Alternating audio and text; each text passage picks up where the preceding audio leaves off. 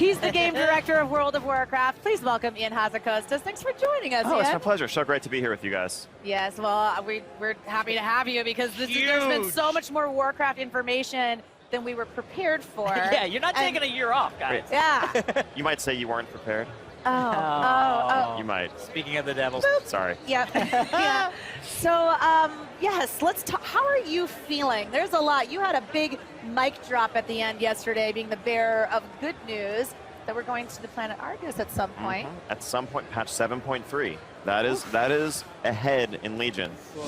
And, God!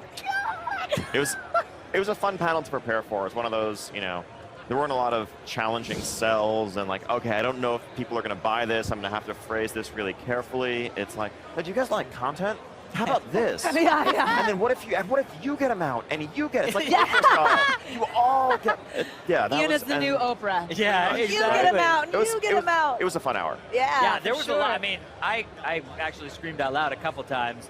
Let's talk class mounts real quick. Yes. Because that was one of those times. Yes. I was texting all of my friends I play WoW with, and I'm like, you get to ride some sort of water creature, and you get to be an owl, and this is fantastic. So where did that come up with that concept? Because we've had some class mounts before, but nothing to this scale. Yeah. Exactly. I mean, I think, and we've had class fantasy before, but nothing to the scale that we've delivered on in Legion. And so it felt like a really appropriate continuation of everything we've done with the class orders, the order halls, your artifact weapons. And as we were continuing the story forward, it just felt like this natural pairing. We knew we wanted to unlock flying in the Broken Isles. Yeah. And we knew we wanted, the next step, the next big chapter in the Order Hall campaign to occur. And well, just marry those two ideas and class mounts.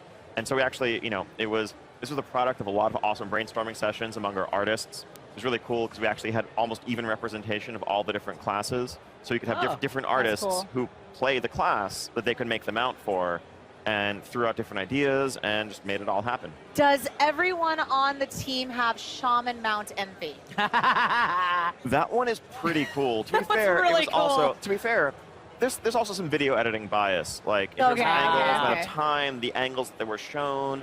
I think there were a lot of other mounts that, for example, you didn't get to see fly. Every single one of those mounts in that video can fly, but we were only seeing some of them on the ground, so you're not fully appreciating some of the particles, the other animations that may go into it.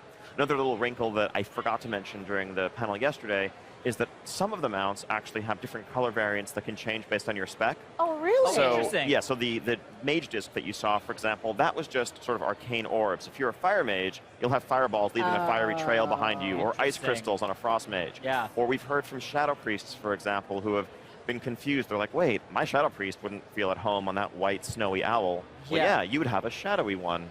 It's very similar to what you guys are kind of doing with the artifact system, with the weapons, with just expanding upon that class fantasy.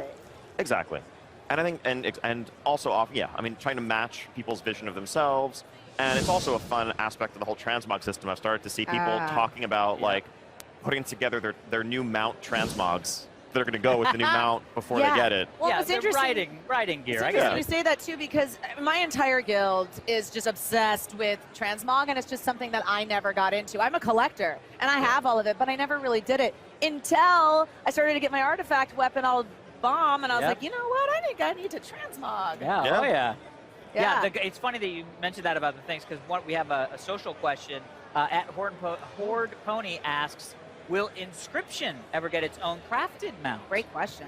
It's a good question. It would not surprise me if that does come to pass. Interesting. Get that. I mean, it sounds like mounts are really something you guys are focusing on. I mean, you mentioned the Basilisk mount that you're going to get from the Brawlers Guild. Yes. And so let's talk about the Brawlers Guild. Okay, let's. I mean, that's coming in, what, 7.1.5? 7.15, just around the corner. So first off, there's a 0.5. So you want to talk about the fact that you guys are starting to do these incremental patches that have content? Exactly. I think it's all part of delivering a steady stream of content, really changing up our patch cadence. We know we're going to have these big anchor patches that are pushing the story forward, taking you to new places like the Karazhan Dungeon or to the Broken Shore or the Tomb of Sargeras. But then in between that, there's room for just fun new systems, ways of getting new rewards, ways of going back to new time walking or whatever else. That don't necessarily need to be tied to one of those big patches, but can give you new things to do, new things to look forward to, and it lets us get smaller pieces of content. We can get many small pieces of content into players' hands faster than if we had to well, okay, this needs to be tied to the big raid and the zone, and Totally. until those things are done, sorry, you don't get Brawler's Guild. Well, Right. no, let's just get it out as soon as it's ready. Yeah, Oh, that's man. super smart. And I mean, I think being able to get content out on a more regular basis, but it sounds like you guys are getting crazy content, like the micro holidays.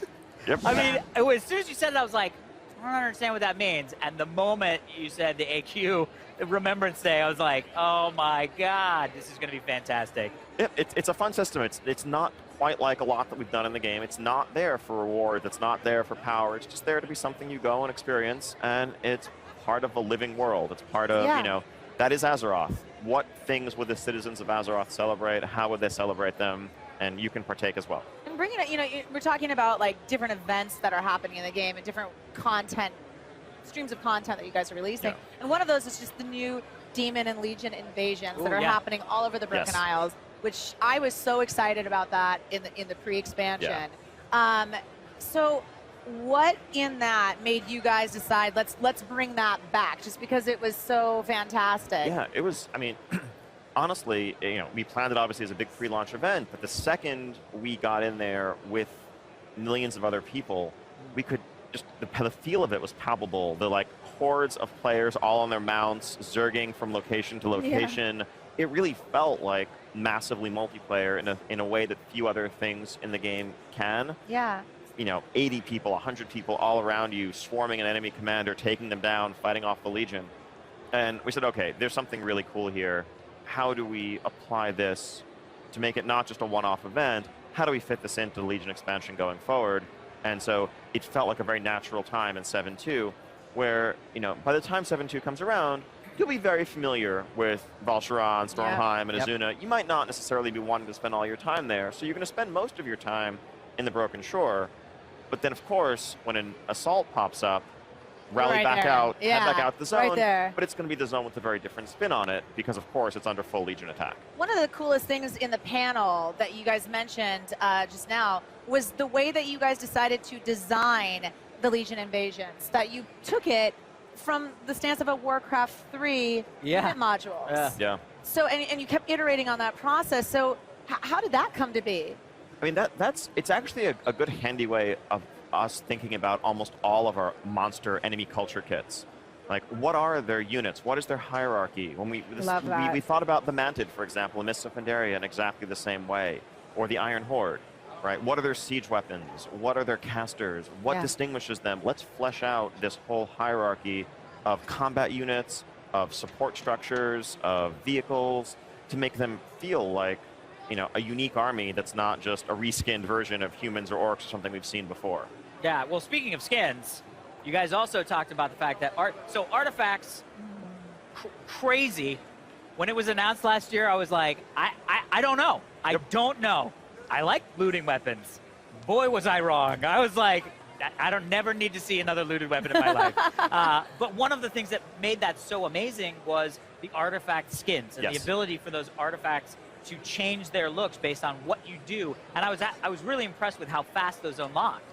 As a person who's, I mean, not really casual, but casual enough that, you know, I'm not doing heroic mythic raids every Tuesday, Wednesday, you know what I mean? Right. So I was worried that I wasn't going to be able to get access to those things. But you guys then mentioned that there are now new artifact skins coming into the game that are class-specific quests, sort of solo, almost instance experience, like a scenario or something. Basically, so yeah, so I mean, yes, so in response to your first point, Yeah. we definitely wanted to make sure that it was pretty early on as you were leveling, as you were doing your basic Order Hall campaign, you could unlock a few different appearances, because we know that visual customization, especially in this day and age with transmog and everything else, is so essential. We wanted everyone to feel like they could personalize their weapon, like they weren't just a sea of identical drones wielding Ashbringers. But in the long run, yes, we're really excited to have new appearances that are both cosmetic rewards, but also indications of some achievement, of something that's prestigious. Yeah. Yeah. And so we have the raid one, we have the PvP one, and this is the solo skill one.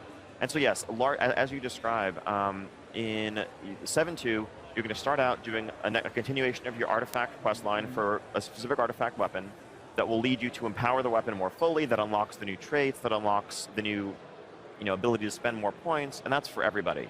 But then, at the very end of that quest line, you are exposed to a dark foe, a very powerful enemy that you can't quite take on at that moment. and you have to pull back. But you can gain the ability to try your hand at taking them down. With, you'll have a limited number of attempts over time. You can't grind your face into it. It's a little bit reminiscent of, if people remember, there was a Chartoul event in Blades Edge Mountains way back in Outland, up in, on the plateau up there, where you'd like put together a demon crystal, and you could use it periodically to try that. It's a little bit like that. But yeah, so it's essentially a scenario, solo skill challenge, very much like the Warlock Greenfire capstone, and we wanted this to just be not about needing a large circle of friends or large time equipment. This is just practice, excel, and of course, if you can't do it right away, you can get better gear and try again later. And one last question for you before we let you go. Yes. It's important, and everyone on social media is wondering, is Nomi a Dreadlord? And/or endgame boss? That's a good question. I mean, I assume everyone's used Spectral Sight, and I assume all the prop paladins have hung out near Nomi, so they can probably answer that question for you. I've been shining my shield on him. Nothing yet. All right, Ian, thanks so much for stopping by. My brain is starving for all of this Warcraft information. So if you are finding yourself also hungry for more, maybe it's time to pick up the brand new World of Warcraft cookbook. Dragon Breath chili, anyone? Nomi,